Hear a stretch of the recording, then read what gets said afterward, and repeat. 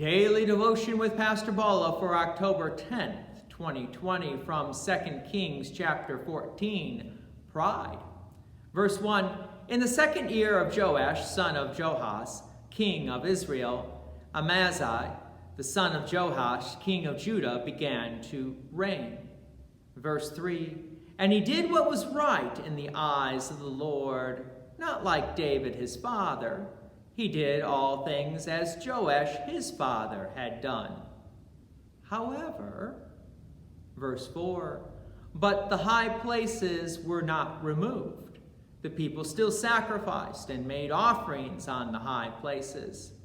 Verse 5, and as soon as the royal power was firmly in his hand, he struck down his servants who had struck down the king his father. But he did not put to death the children of the murderers, according to what was written in the book of the law of Moses, where the Lord commanded, Fathers shall not be put to death because of their children, nor shall children be put to death because of their fathers, but each one shall die for his own sin. However, his warpath would still continue.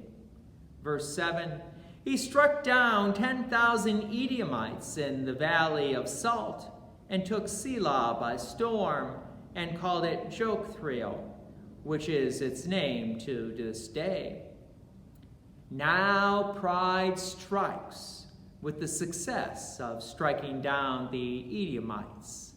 Verse 8, Then Amaziah sent messengers to Jehoash, the son of Jehoahaz, son of Jehu, king of Israel, saying, Come, let us look one another in the face. You gotta love Jehoahaz's response. Verse 9, And Jehoash, king of Israel, sent word to Amahaz, king of Judah, a thistle on Lebanon sent to a cedar in Lebanon, saying, Give your daughter to my son for a wife. And a wild beast of Lebanon passed by and trampled down the thistle. You have indeed struck down Edom, and your heart has lifted you up. Be content with your glory and stay at home, for why should you provoke trouble so that you fall, you and Judah with you? Wow, the north wanted no part of the south. Not that the north feared the south. The north would win such a battle, and it did. This was actually for Amahaz's best interest. But Amahaz, puffed up with pride, wouldn't listen.